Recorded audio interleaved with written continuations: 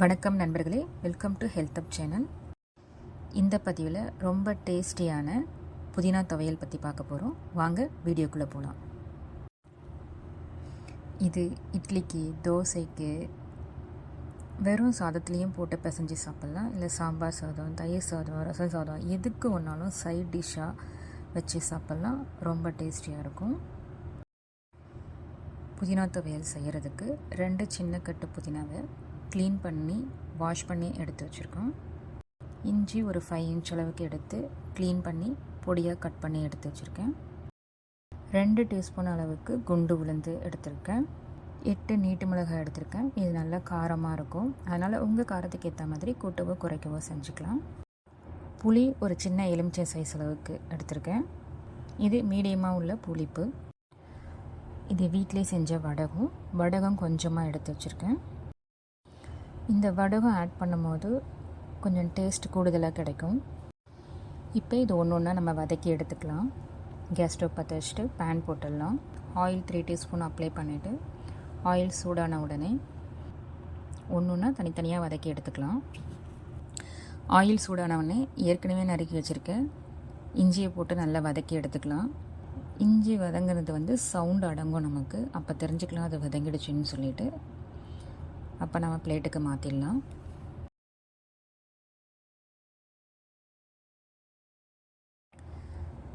அடுத்து 2 டீஸ்பூன் குண்டு உளுத்தம்பருப்பை பொன்னிறமாக வறுத்து எடுத்துக்கலாம்.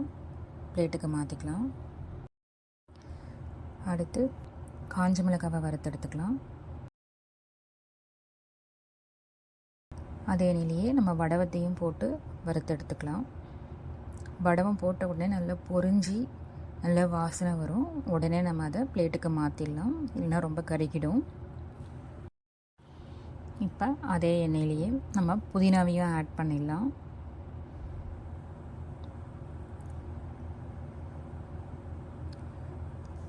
புதினா லைட்டாக கொஞ்சம் வதங்கின உடனே நம்ம புளியையும் சேர்த்துடலாம். புளி ஊற வச்சும் போடலாம். பட் நம்ம ஆயிலில் அப்ளை பண்ணும்போது அது உடனே சாஃப்ட் ஆகிடும். அதனால் நம்ம எண்ணெயிலே வதக்கிக்கலாம்.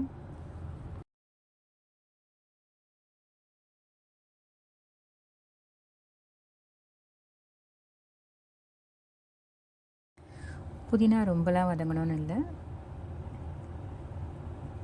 லைட்டாக வதங்கினாவே போதும். நம்ம இதை பிளேட்டுக்கு மாற்றிடலாம். எல்லாத்தையும் நல்லா ஆற விட்டுடலாம். ஒரு 10 மினிட்ஸில் எல்லாம் நல்லா ஆறிடும்.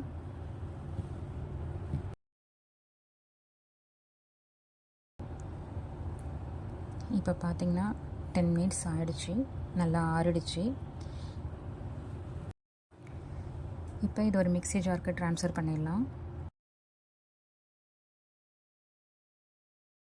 ஆட் பண்ணிவிட்டு தேவையான அளவுக்கு உப்பு சேர்த்துக்கலாம். அப்புறம் கொஞ்சமாக தண்ணி ஆட் பண்ணிவிட்டு பேஸ்ட்டு பதத்துக்கு கிரைண்ட் பண்ணி எடுத்துக்கலாம்.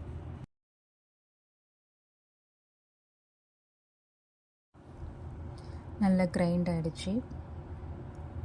நல்ல பேஸ்ட் மாதிரி வந்திருக்கு. நல்ல ஸ்மெல்லாக இருக்குது. இப்போ இதை நம்ம வதக்கி எடுத்துக்கலாம்.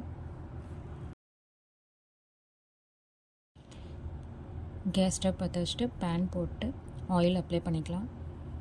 ஆயில் கொஞ்சம் அதிகமாக போட்டால் நம்ம ரொம்ப நாளைக்கு வச்சுக்கணும். ஆயில் கொஞ்சம் அதிகமாக ஆட் பண்ணிக்கலாம். இல்லைனா 3 டீஸ்பூன் ஆயிலே போதும். ஆயில் அப்ளை பண்ணிவிட்டு ஆயில் சூடான உடனே நம்ம கிரைண்ட் பண்ணி வச்சுருக்க புதினா பேஸ்ட் எடுத்து ஆட் பண்ணிக்கலாம்.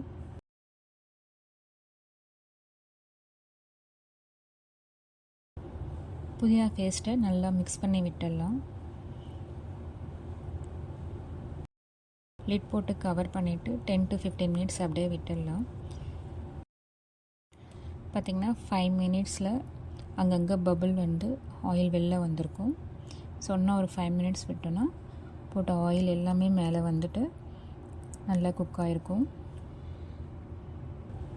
இப்போ நம்ம போட்ட ஆயில் நல்லா தெளிஞ்சு வரும்.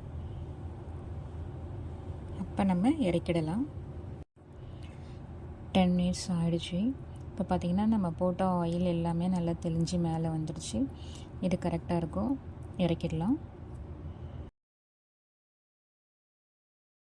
புதினா துவையல் ரெடி ஆகிடுச்சு. இந்த புதினா துவையலை நம்ம எண்ணெயில் போட்டு வதக்கி எடுக்கிறதுனால நம்ம ரொம்ப நாளைக்கு இதை வச்சுக்கலாம்.